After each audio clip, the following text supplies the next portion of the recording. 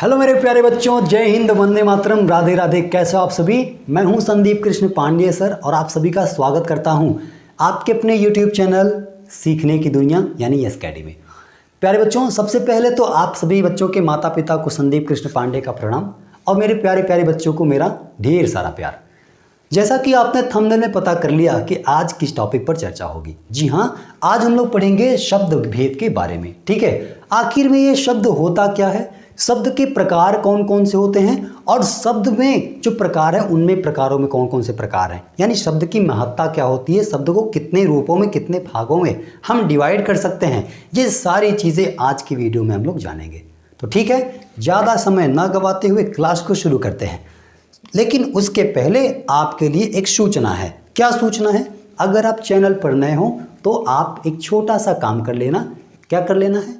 बस छोटा सा काम, चैनल को सब्सक्राइब कर लेना। ठीक है, इस प्रकार के बहुत सारे वीडियोस मैंने आप लोगों के लिए ऑनलाइन क्लास में यानी कि लाइव क्लास में मैंने दे रखा है और बाकी यहाँ पर रिकॉर्डेड वीडियो है। तो ठीक है, एक्चुअली मैं रिकॉर्डेड वीडियो यहाँ पे क्यों कर रहा हूँ ये सबसे पहले जानो। नवरात्र का महीना चल रहा है तो मेरे घर के पास ही बहुत बड़ा मंदिर है और वहाँ पे जगराता होता है हर दिन।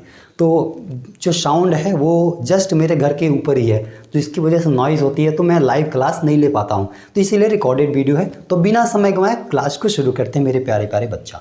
सबसे पहले हम लोग जानेंगे कि आखिर में शब्द होता क्या है, what is the definition of the word. सबसे पहले देखो, यहाँ पे इसने लिख रखा है शब्द की परिभाषा। शब्द किसे कहते हैं? शब्द जो होता है वह वर्णों से मिलकर बनता है। वर्ण का मतलब क्या होता है? वर्ण मतलब अक्षर। देखो ये क्या कह रहा है, एक से अधिक ध्वनियों के मेल के सार्थक ध्वनि को। सबसे ज़्यादा मोस्ट इंपॉर्टेंट क्या है?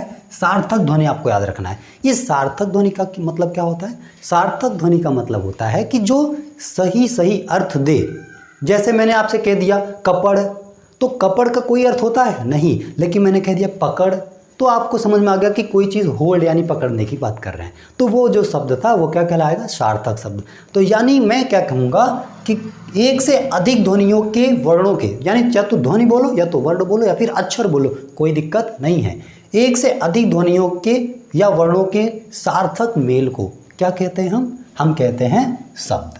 तो ये तो बात हो गई शब्द की परिभाषा। ठीक है, अक्षर क्या होते हैं? मुख से निकली हुई आवाज़ को जब हम कोई संकेत दे देते हैं तो उसे कहते हैं अक्षर। ठीक है बच्चा, आगे यहाँ पे दूसरे शब्दों में हम क्या कह सकते हैं बच्चों?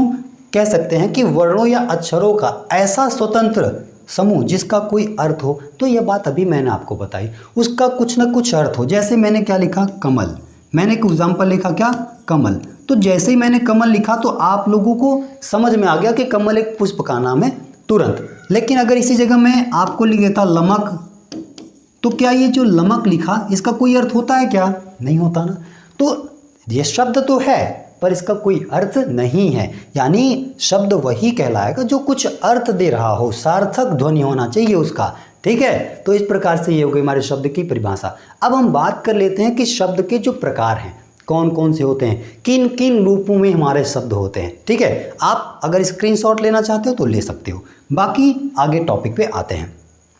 अब देखो, शब्द के अगर भेद की बात करें बच्चों, तो जो शब्द के भेद होते हैं वो अलग अलग हैं। शब्द के भेद को 4 भागों में बांटकर हम समझ सकते हैं। कौन कौन से सर? तो पहले वाले को बोलेंगे अर्थ के आधार पे, दूसरा बनावट के आधार पे, तीसरा प्रयोग के आधार पे, चौथा उत्पत्ति के आधार पे। ध्यान से सुनना, जो अर्थ के आधार पे है इसके 2 प्रकार के अर्थ होते हैं, मतलब 2 प्रकार के शब्द होते हैं। कौन कौन सा? सार्थक और निरर्थक। अभी मैं अगले स्लाइड में आपको दिखाता हूँ।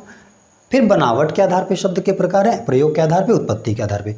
इन सभी के आधार पे शब्दों को अलग अलग, जैसे आप पढ़ते हो ना, संज्ञा, सर्वनाम, क्रिया, विशेषण। ठीक है, ये सारे अलग हैं शब्द, क्योंकि ये भी तो हमारे शब्द ही हैं। तो ये अलग शब्द हैं और यहाँ पर ये अलग शब्द हैं। तो सबसे पहले वाले हम बात कर लेते हैं शब्द के विचार या बोल सकते हो शब्द के वर्गीकरण के बारे में। पहला टॉपिक क्या है? अर्थ के आधार पे। आइए, अर्थ के आधार पे यदि हम बात करें बच्चों, तो अर्थ के आधार पे शब्द के कितने भेद होते हैं? 2। कितने होते हैं सर? 2। पहला कौन सा होता है? सार्थक शब्द। अब ध्यान से सुनना। और दूसरा कौन सा होता है? निरर्थक। आखिर में ये सार्थक शब्द क्या होता है पहले ये समझ लो। सार्थक का मतलब होता है वह शब्द जो आपको क्या करे सर? कोई अर्थ प्रकट करे, मूल अर्थ प्रकट करे, यानी उस शब्द का कोई ना कोई मतलब होता हो, उसे कहते हैं सार्थक शब्द। देखो जो मैंने परिभाषा बताई वो स्क्रीन पर लिखा है। क्या लिखा है? वे शब्द जो कोई अर्थ निकलता हो, मतलब वे शब्द जिससे कोई हमें अर्थ मिलता हो, उसी को हम कहते हैं सार्थक शब्द। एग्जाम्पल के रूप में अगर समझें हम, जैसे कि गुलाब, तो क्या गुलाब कहने से कोई अर्थ निकल रहा है? हाँ बिल्कुल, रोज जो आप प्रपोज करने के लिए यूज करते हो। आगे है आदमी, हाँ सर आदमी को मैंने देखा, मैं खुद एक इंसान हूँ, आदमी हूँ, आप वीडियो देख रहे हो, आप भी क्या हो? आदमी हो, ठीक है। आगे क्या है? विषय, विषय का मतलब क्या होता है? हिंदी, अंग्रेजी, गणित, कोई चीज हो गया, किसी टॉपिक पर जब हम चर्चा करते हैं, बात करते हैं, तो उसको भी हम विषय कहते हैं। तो विषय एक प्रकार का मूल शब्द है, एक प्रकार का ये अर्थ दे रहा है। घर, पुस्तक, ये सारे शब्द जैसे ही बोलते हैं दिमाग में एक इमेज बन जाता है, दिमाग में चित्र बन जाता है, जिससे पता चल जाता है कि इसका कुछ न कुछ अर्थ होता है। यानी हम कह सकते हैं कि जो शब्द कुछ न कुछ अर्थ देता है, जो शब्द कुछ न कुछ अर्थ प्रकट करता है, ऐसे शब्द क्या कहलाते हैं? ऐसे शब्द कहलाते हैं सार्थक शब्द। क्या कहलाते हैं? सार्थक शब्द। तो सर निरर्थक शब्द क्या होता है? इसी का छोटा भाई है, समझ लो। निरर्थक शब्द होता है जो सही अर्थ प्रकट नहीं करता। यानी यहां पे समझो, वे शब्द जिनका कोई अर्थ ना निकले, यानी जिनका कोई मतलब ही नहीं होता है, जिनका उपयोग करने पर कोई अर्थ ही ना निकले, ऐसे शब्द क्या कहलाते हैं? सार्थक शब्द। तो सार्थक शब्द क्या होते हैं? अर्थहीन होते हैं। क्या होते हैं? अर्थहीन। अर्थहीन का मतलब उस पर कुछ अर्थ प्रकट नहीं होता, ठीक है। आगे समझो। अब उसके बाद मैंने आपको भी अगले स्लाइड में बताया था कि शब्द के और भी हैं। दूसरा है, दूसरा क्या है? रचना या बनावट के आधार पर शब्द के प्रकार। रचना या बनावट के आधार पर शब्द के प्रकार। अगर हम बात करें रचना या बनावट के आधार पर शब्द के प्रकार की, तो इसके 3 प्रकार होते हैं। पहले वाले का नाम है रूढ़ शब्द, दूसरा यौगिक शब्द, तीसरा योग रूढ़। अब ये रूढ़ शब्द क्या होता है? आओ बताते हैं। रूढ़ शब्द का मतलब होता है मूल शब्द, जिसके खंड नहीं किए जा सकते। यानी आप अगर उसका खंड कर देते हैं तो उसका कोई अर्थ नहीं निकलेगा, यानी उसमें से कोई वैल्यू ही नहीं रह जाएगा उस शब्द का, ठीक है। उसे कहा जाता है रूढ़ शब्द। आगे क्या है? यौगिक शब्द, दो शब्दों से मिलकर बनते हैं। आगे तीसरा योग रूढ़, जो 2 शब्दों से मिलकर के तो बनेगा पर किसी तीसरे की ओर इशारा करेगा, संकेत करेगा। तो ये तो मैंने यहाँ टॉपिक में बताई, स्लाइड के माध्यम से पता करते हैं। आओ अगला स्लाइड आपके स्क्रीन पर क्या है सर? रूढ़ शब्द। देखो मोटे मोटे शब्दों में मैंने आप लोगों के लिए पीपीटी बना रखा, कैसे समझना है आपको? टॉपिक पे बात करते हैं, ठीक है। कैसे समझना है? टॉपिक पे। रूढ़ शब्द क्या होता है? वे शब्द जो किसी विशेष अर्थ को प्रकट करते हैं, यानी उनका कुछ न कुछ खास अर्थ निकलता है, तो ऐसे शब्द क्या कहलाते हैं? रूढ़ शब्द कहलाते हैं। आगे क्या कह रहा है? लेकिन अगर उनका टुकड़ा कर दिया जाए, तो अभी तो मैंने कहा ऐसे शब्द जिनके टुकड़े नहीं किए जा सकते, उन्हीं शब्दों को क्या कहा जाता है? रूढ़ शब्द। अगर टुकड़े किए जाएंगे तो वो क्या हो जाएंगे सर? निरर्थक हो जाएंगे। क्या हो जाएंगे सर? बोलो, निरर्थक, यानी उनका कोई भी अर्थ नहीं रह जाएगा। ऐसे शब्दों को हम क्या कहते हैं? रूढ़ शब्द कहते हैं, ठीक है। आगे जैसे एग्जाम्पल में समझो, जैसे क्या लिखा? जल। अब सपोज करो जैसे जल लिखा है, तो जल को अगर हम अलग कर दे, ज अलग कर दे, ल अलग कर दे, तो बताओ इनका कोई अर्थ निकल रहा है क्या? नहीं निकल रहा। तो भाई ये तो अक्षर हो गया, लेटर हो गया, कोई वैल्यू नहीं रह गया, ठीक है। आगे क्या है? फल, कल, ठीक है। मतलब इसमें ज़्यादातर आपको एक एग्जाम्पल बताता हूँ, अगर कंपटीशन की परीक्षा में या फिर नॉर्मल एग्जाम में रूढ़ शब्द पहचानना हो ना, तो ज़्यादातर इसमें मात्रा नहीं लगा होता है। मतलब कलरव की तरह समझ लो, जैसे कि उनके हिंदी में पढ़े ना आप लोग कलरव, हिंदी मीडियम से जो बच्चे पढ़े होंगे प्राइमरी मीडियम में, तो उन्हें पता होगा। हम तो भाई हिंदी मीडियम वाले हैं, हिंदी मीडियम से पढ़िए, ठीक है। बाकी सीबीएसई वाले देख रहे हैं तो उन्होंने भी पढ़ा है, ऐसा नहीं है। आप इसमें ज़्यादातर जैसे कमल, कमल, तो इसका तो अर्थ होता है, ये दूसरे सब मतलब ये रूढ़ शब्द में नहीं आएगा, क्योंकि अगर मैं यहाँ पे कम कर दूँ और ल हटा दूँ, तो कम का मतलब होता है लो, तो इससे अलग हो जाएगा। अगर मैं यहाँ से क हटा दूँ तो मल, मल मतलब गंदगी हो जाता है, ठीक है। अगर मैं इसमें से म हटा दूँ तो क्या बनेगा? कल। तो तीनों शब्द अलग अलग अर्थ निकल रहा है ना। तो यानी ऐसे शब्द जिसके टुकड़े करे जाएं और उनका कुछ अलग न रह जाए, तो ऐसे शब्द क्या कहलाते हैं? रूढ़ शब्द कहलाते हैं, ठीक है। यहाँ तक बात समझ में आ गई? बता दो सब लोग, किसी को दिक्कत? आप लोग कमेंट करके हमें बताना क्लास कैसी लग रही है, ठीक है। क्योंकि मैं हमेशा अपना 100% देने की कोशिश करता हूँ, ठीक है। अपने दोस्तों के पास भी शेयर कर दो। सीखने की दुनिया प्रत्येक दिन लाइव क्लास लाता है। हाँ, नवरात्र के सीजन में थोड़ा सा साउंड प्रॉब्लम की वजह से नहीं ला पा रहा हूँ। बाकी जैसे ही नवरात्र का महीना 9 दिन खत्म होता है, मैं तुरंत लाइव क्लास फिर से आ जाऊँगा, इस प्रकार कैसे पीपीटी के माध्यम से, ठीक है। प्यारे प्यारे बच्चा लोग, आगे दूसरा शब्द हमने सीखना क्या था? यौगिक शब्द। अभी मैंने आपको बताया यौगिक को कहते हैं इंग्लिश में कंपाउंड। क्या कहते हैं सर? कंपाउंड कहते हैं। कैसे समझना? देखो, 2 या 2 से अधिक शब्द, या तो 2 शब्द हो या फिर दो से अधिक शब्द का क्या हो जाए सर, योग हो जाए। योग मतलब क्या होता है, जोड़। योग मतलब क्या होता है, तो योग मतलब कह देंगे जोड़ होता है, योग मतलब जोड़। ठीक है, दो या दो से अधिक शब्दों के योग से बनने वाले शब्द को क्या कहते हैं, यौगिक शब्द कहते हैं। अच्छा, किंतु वे दोनों एक ही शब्द ऐसे होने चाहिए जो सार्थक हो। मतलब जब हम दोनों शब्दों को जोड़ रहे हो ना, तो वो दोनों शब्द क्या होने चाहिए सर, वो दोनों शब्द होने चाहिए सार्थक। क्या होने चाहिए, सार्थक। सर अगर सार्थक न हो तब तो भैया वो तो यौगिक शब्द बनेगा ही नहीं। सार्थक होना चाहिए दोनों शब्द, ठीक है, यानी दोनों शब्दों का अपना अपना कुछ न कुछ क्या होता हो, अर्थ होता हो। ये पीपीटी मैंने अपने हाथ से टाइपिंग करके आप लोगों को अच्छे तरीके से समझ में आ जाए इसलिए बनाया। ठीक है, बड़ी मेहनत। आप लोगों को लगता होगा कि ये आधे घंटे का वीडियो, 20 मिनट का वीडियो, जितने मिनट का वीडियो बन जाएगा, ठीक है, तो आप देख करके तो हो जाते हो। तो इसके लिए कंप्यूटर पे, लैपटॉप पे आँख फोड़ फोड़ करके उंगली से बहुत सारा मेहनत करके टाइपिंग करना पड़ता है। फिर टाइपिंग करने के बाद आपको स्मार्ट बोर्ड में लाना है, फिर इसके बाद रिकॉर्ड करना है, फिर आपको एडिटिंग वगैरह करके तब आपके पास प्रस्तुत किया जाता है। तो बहुत मेहनत लगती है। तो इसके लिए एक कमेंट और एक लाइक तो बनता ही है, और एक शेयर अपने दोस्तों के पास जो पढ़ने में कमज़ोर हैं, उन्हें लगता है कि यार हिंदी समझ नहीं आता, तो मेरे पास भेज दो, संदीप कृष्ण पांडे सर के पास, सीखने की दुनिया के चैनल पर। ठीक है, आओ बच्चा आगे बढ़ते हैं। तो योग रूढ़ समझ में आया, सॉरी यौगिक समझ में आया। ऐसे शब्द जो दो या दो से अधिक शब्दों से मिलकर बनते हैं, या दो या दो से अधिक सार्थक शब्दों से मिलकर बनते हैं, उन शब्दों को हम कहते हैं यौगिक शब्द। ठीक है, आगे क्या लिखा, सार्थक दो या उनका अपना अपना अर्थ होना चाहिए, तो मैंने बता दिया। यौगिक शब्दों की एक महत्वपूर्ण विशेषता यह होती है कि इसके खंड टुकड़े करने पर भी उनके अर्थ निकलते हैं। तो सिंपल सा बात है, सार्थक शब्द तो वही है, जब टुकड़ा किया जाएगा, अलग किया जाए, तो उनका अर्थ निकलेगा। अब आगे बढ़ते हैं, आपको एग्जाम्पल से समझाते हैं। कैसे समझोगे कि आप यौगिक, क्या नाम है, डबल बार ये आ गया क्या, एक मिनट, जस्ट 1 सेकेंड। ठीक है, तो यौगिक शब्द में क्या आता था, जैसे मैं कह दूं बैलगाड़ी, जरा यहाँ पे योग रूढ़ डायरेक्ट आ गया, एग्जाम्पल नहीं था, मैं आपको समझा देता हूँ। जैसे बैलगाड़ी, क्या कह दिया मैंने, बैलगाड़ी। तो एक चीज़ देखो ध्यान से, अगर मैं कहूँ कि बैलगाड़ी का मतलब क्या होता है, तो आपने सबने बचपन में बैलगाड़ी देखी होगी। ठीक है, आप नए जनरेशन के बच्चे नहीं देखे होंगे, हम लोगों ने देखा, हम लोगों ने इस पर बैठा है। देखो बैल, अगर इसको अलग कर दें तो बैल का मतलब, बैल यानी गाय का जो बच्चा होता है, जब बड़ा हो जाता है उसे बैल कहते हैं। ठीक है, गाय का बच्चा, गाय मतलब जो मेल होगा उसकी बात कर रहा हूँ। ठीक है, गाड़ी, तो दोनों शब्द को अलग करने पर अलग अलग अर्थ निकल रहा है ना, अलग अलग अर्थ निकल रहा है ना। तो यहाँ पर जैसे मैं कह दिया गौशाला, मैंने क्या कह दिया, गौशाला, एक मिनट, जस्ट 1 सेकेंड। ठीक है, गौशाला, तो अगर मैंने कह दिया गौशाला, तो गौशाला का मतलब क्या होता है, गाय का शाला, शाला मतलब होता है निवास स्थल। तो देखो शाला और गो अलग कर देंगे, गो मतलब गाय, शाला मतलब निवास स्थल, तो ये शब्द क्या कहलाएगा, बोलेंगे यौगिक शब्द कहलाएगा। बात समझ में आई, मजा आया, चलो। तो यही होता है यौगिक शब्द का मतलब, एग्जाम्पल आपको बता दिया। लेकिन लेकिन लेकिन लेकिन आपने समझना क्या है, हमारा जो क्या नाम है, योग रूढ़ होता है ना, इससे अलग है। कैसे, समझो।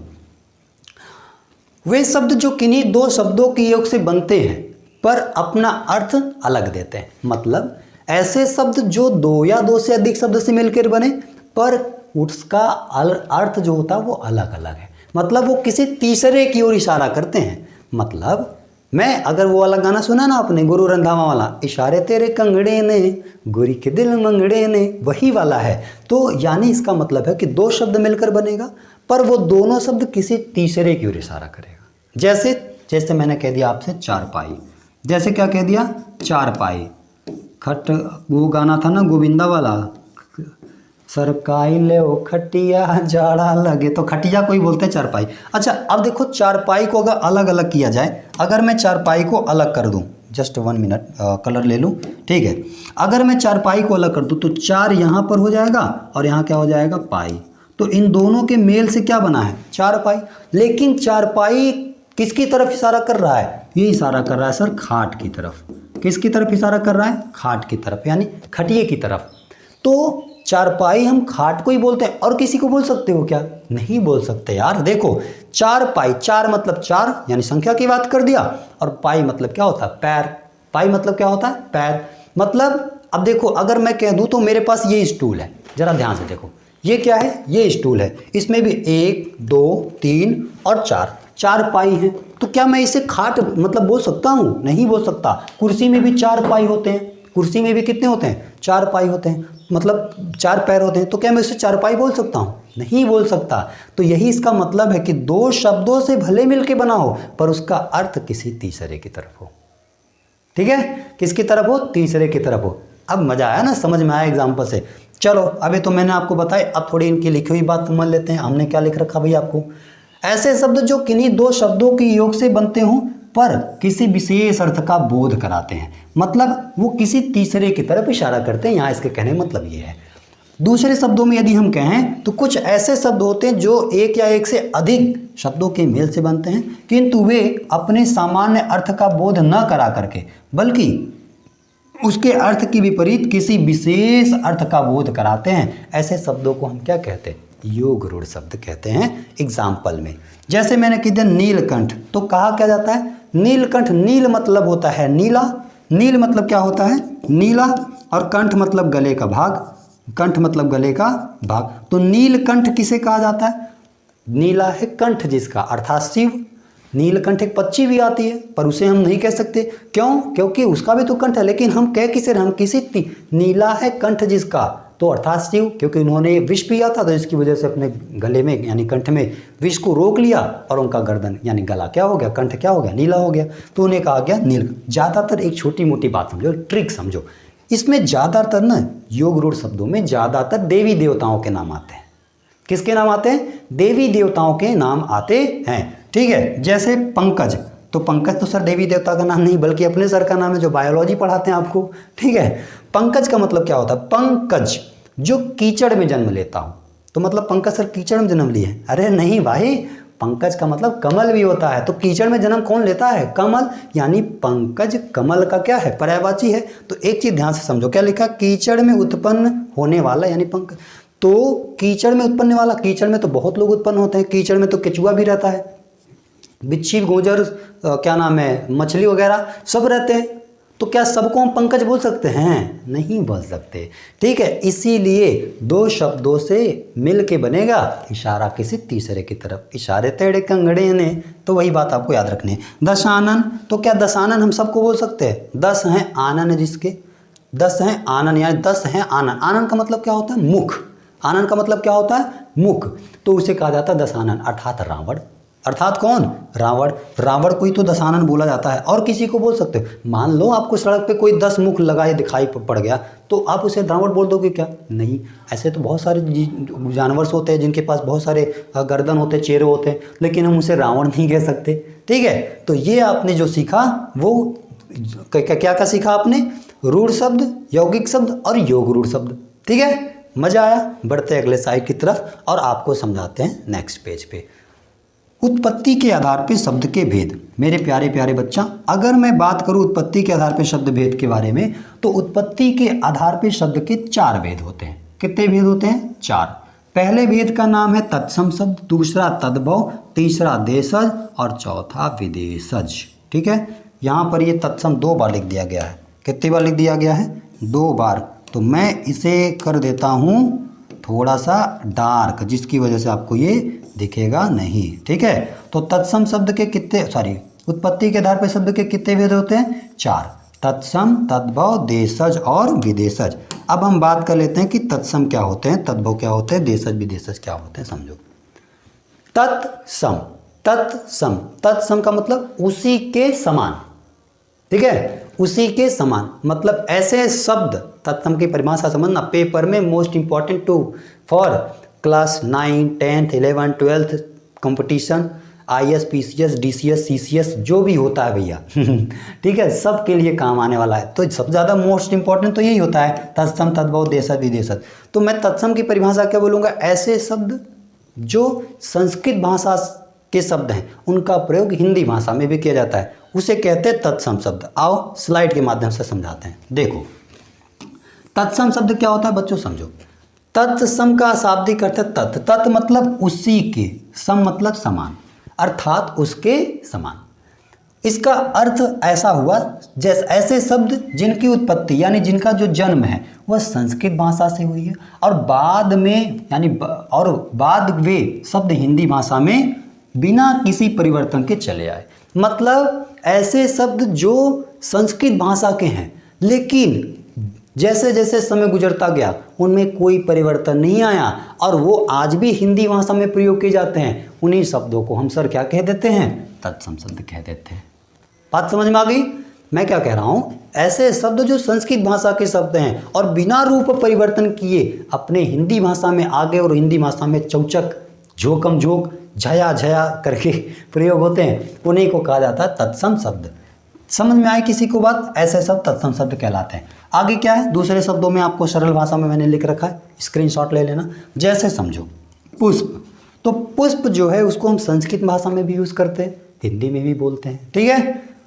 पुस्तक, पुस्तक को भी हम हिंदी भाषा में प्रयोग करते हैं, संस्कृत में ही प्रयोग करते हैं। पृथ्वी हो गया, तो पृथ्वी को हम धरती भी कहते हैं, तो धरती तो नहीं बोल रही भाई, धरती आप हिंदी बोलोगे, संस्कृत में थोड़ी बोलने जाओगे, वहाँ पे पृथ्वी बोलना पड़ेगा। मृत्यु मतलब मर गया, आप संस्कृत में कैसे कहोगे मर गया, तो मर गया, तुम मर गए नहीं, तुम मृत्युआम पवंती जो भी है। कवि, कवि शब्द जो है वो भी तत्सम शब्द है। ये सारे शब्द जितने आपके सामने लिखे हैं ये सभी क्या हैं, तत्सम शब्द हैं। आदि नहीं है, इसको मत समझना है, तो आदि मतलब और भी आगे है, ऐसे इस प्रकार के एग्जाम्पल, ठीक है। तो तत्सम शब्द ऐसे शब्द जो संस्कृत भाषा के शब्द हैं और बिना रूप परिवर्तन के हिंदी और संस्कृत दोनों भाषाओं में निर्हल्ले से प्रयोग होते हैं, फ्री में प्रयोग होते हैं, उन्हें कहा जाता है तत्सम शब्द। तद्भव इसी का भाई है। तद्भव क्या कहलाता है समझो, ऐसे शब्द जिनकी उत्पत्ति संस्कृत भाषा से हुई लेकिन वो अपना रूप बदल लिए, अपना रूप मतलब भेष बदल लिए और भेष बदलने के बाद हिंदी में आ गए, तो ऐसे शब्द क्या कहलाएंगे सर? ऐसे शब्द कहलाएंगे तद्भव शब्द। ध्यान से समझो। दूसरे शब्दों में यदि हम कहें तो संस्कृत भाषा के कुछ ऐसे शब्द जिनका प्रयोग हिंदी भाषा में होता है किंतु उनका दोबारा प्रयोग संस्कृत में नहीं कर सकते, यानी उन शब्दों का अर्थ तो समान ही रहता है परंतु हिंदी भाषा में उन शब्दों का परिवर्तन रूप किया जा सकता है। टॉपिक पाते समझो। यहाँ मोटी मोटी अगर मैं बात करूँ तो मैं कह दूंगा ऐसे शब्द जो संस्कृत भाषा से हिंदी भाषा में चले आए पर वो दोबारा संस्कृत भाषा में यूज़ नहीं हो सकते, ऐसे शब्दों को हम कहते हैं, क्या कहते हैं सर? ऐसे शब्दों को तद्भव शब्द कहते हैं। एग्जाम्पल से समझो, दूध, दूध क्या है, तत्सम है या तद्भव? तो कहेंगे तत्सम, सॉरी तद्भव। कैसे तद्भव है समझो। दूध का प्रयोग, जो दूध शब्द है उसका प्रयोग ज़्यादातर हम हिंदी भाषा में ही करते हैं। संस्कृत में इसे क्या कहा जाता है? संस्कृत में इसे कहते हैं दुग्ध, दुग्ध, ठीक है। तो ये हो गया। आगे लिखा है आग, तो आग क्या है? तद्भव है और अग्नि क्या है? तत्सम है।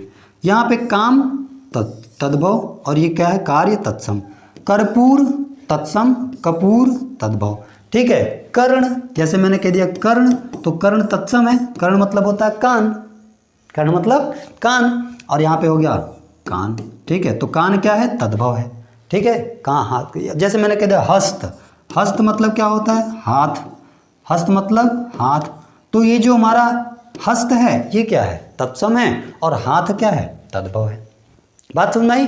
तत्सम और तद्भव समझ में आया? एक मोटा सा स्लाइड अभी आप लोगों के, अभी तो नहीं, नेक्स्ट वीडियो में, अभी मैं लेक्चर क्लास है तो उसमें मैं आपको ज़्यादा एग्जांपल नहीं, इसका MCQ भी कराऊंगा, ठीक है। अगर वीडियो पूरा देखोगे तो बहुत मज़ा आएगा, वादा करता हूँ। सारी वीडियो, जो पूरी वीडियो है, बहुत मज़ा आने वाले आप लोगों को, ठीक है। तत्सम तद हो गया, तद्भव हो गया। अब बात कर लेते हैं देशज शब्द।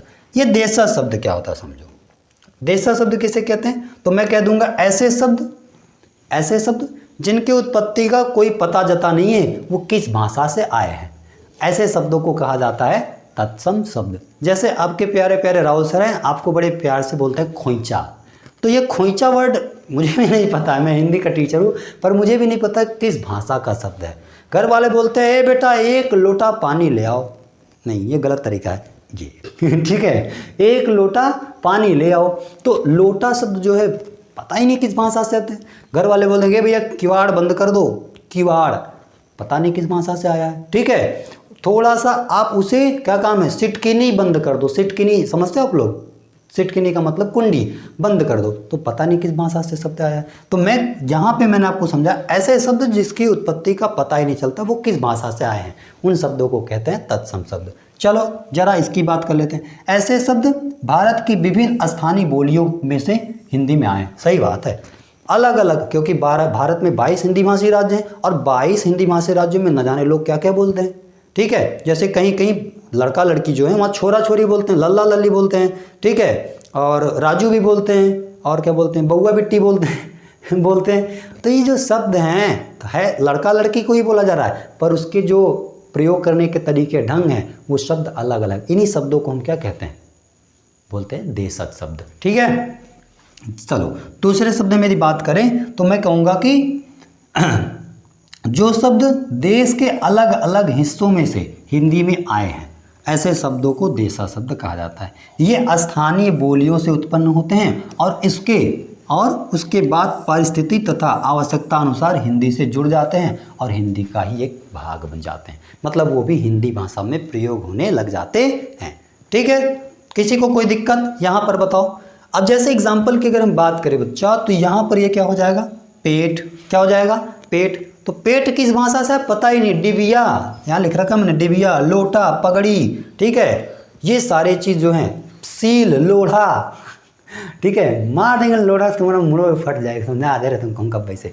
ठीक है, ऐसे बोलते हैं। तो ऐसे शब्द क्या कहलाते हैं, देशज शब्द। ठीक है, कोई दिक्कत समझ में आई अच्छे से? फटाक से चैनल सब्सक्राइब कर लो। कर चुके, पक्का कर चुके, बहुत बढ़िया। आओ आगे बढ़ते हैं। तो बच्चा आगे हम बात करते हैं, सर देशज हो गया, विदेशज की बात करते हैं। अब ये विदेशज शब्द क्या होता है समझो। मैं कह दूंगा कि ऐसे शब्द जिसके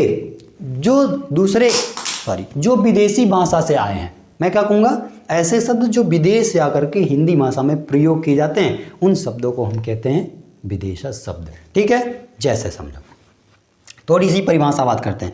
मैं क्या कहूँगा, ऐसे शब्द, एक मिनट कलर चेंज कर लो, ये मज़ा नहीं आ रहा इस कलर में।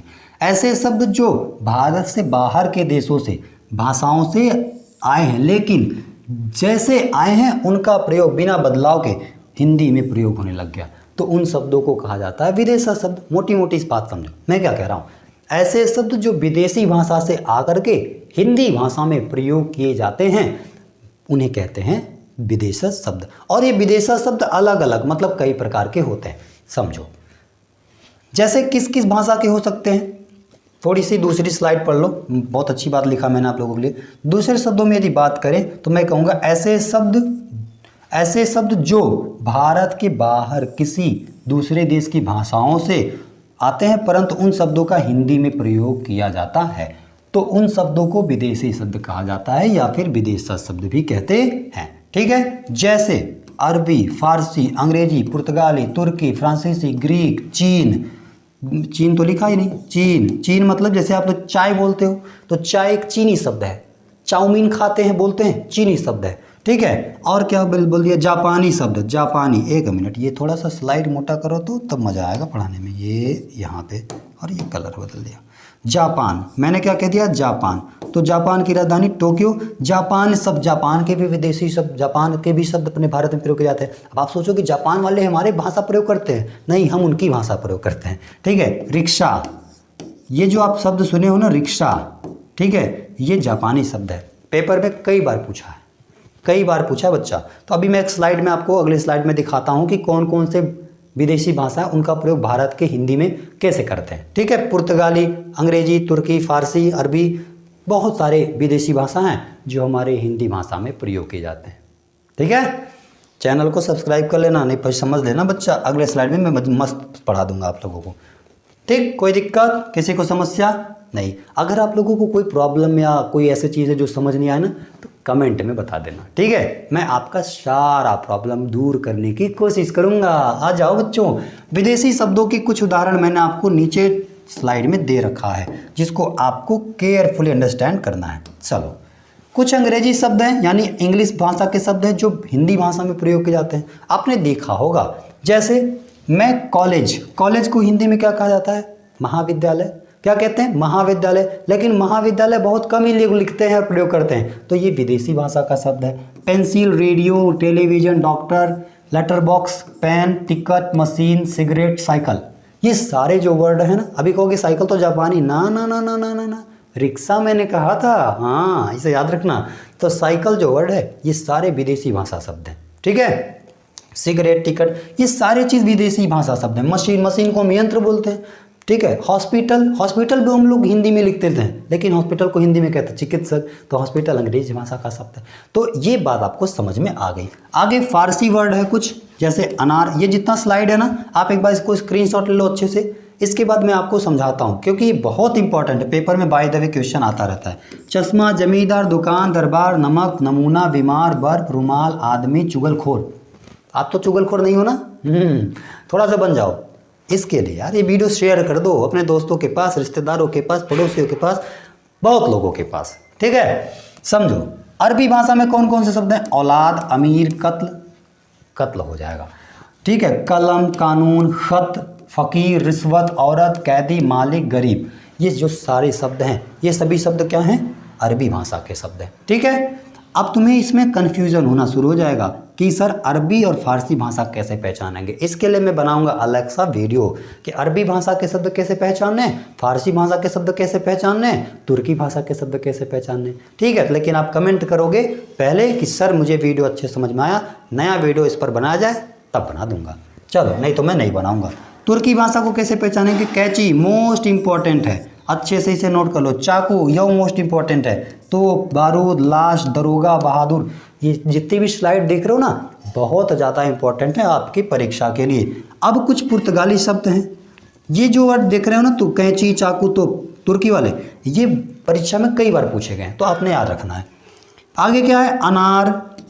अचार, कारतूस, गमला, चाबी, तिजोरी, तौलिया, फीता, साबुन, तंबाकू, कॉफ़ी, कमीज़।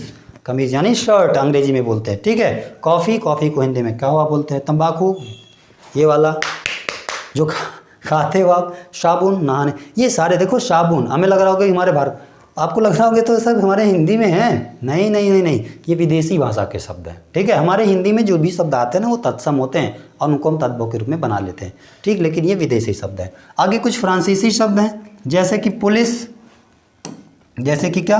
Police, cartoon, engineer, curfew, curfew लगता ना। बिगुल, बिगुल समझते हो? बिगुल बजना, जो सैनिकों नहीं बजाते हैं 15 अगस्त 26 जनवरी, पैसे बिगुल बज गया। या फिर जब कभी राम रावण की लड़ाई होती थी, आपने देखा होगा वीडियोज़ वगैरह में, तो उसमें गेट के पास से बिगुल बजा देते थे कि सावधान, चलो लड़ाई के लिए सब लोग तैयार हो जाओ, तो उसको बोला जाता था बिगुल। आगे क्या है? चीनी, चीनी शब्द में क्या आता है? तूफान, लीची, चाय, पटाखा, चाउमीन, ठीक है, मंचूरियन, ये सारे। मंचूरिया वहाँ का एक शहर है, इसीलिए मंचूरियन जो शब्द है वो भी क्या है? चीनी शब्द है, यानी चीन भाषा का शब्द है। जापानी शब्द में अभी मैंने आपको बताया रिक्शा, बहुत इंपॉर्टेंट है, पेपर में हज़ारों लाखों को ज़्यादा हो गया, ठीक है। 100-200 बार पूछा गया, हज़ारों लाख तो पेपर भी नहीं होंगे अभी तक, ठीक है।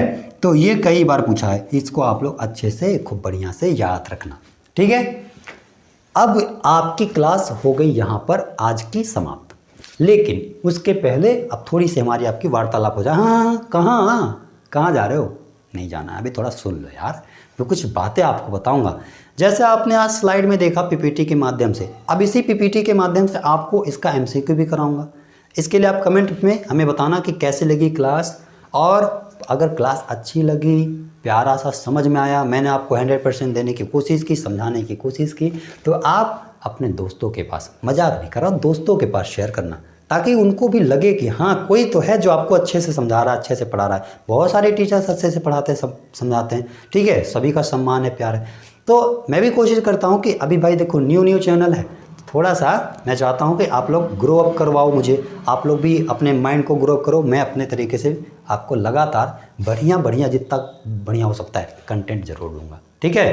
तो चल दो, मिलते हैं अगले वीडियो में। आप सभी प्यारे प्यारे बच्चों के माता पिता को मेरा प्रणाम, और अगर पास पड़ोस में है तो उनको ज़रूर बोल देना कि संदीप कृष्ण सर आपको प्रणाम कर रहे हैं। और बाकी मिलते हैं अगले वीडियो में। आप लोगों को ढेर सारा प्यार, इसी तरीके से चैनल पर बने रहना। मिलते हैं अगले वीडियो में, तब तक के लिए जय हिंद, राधे राधे, वंदे मातरम।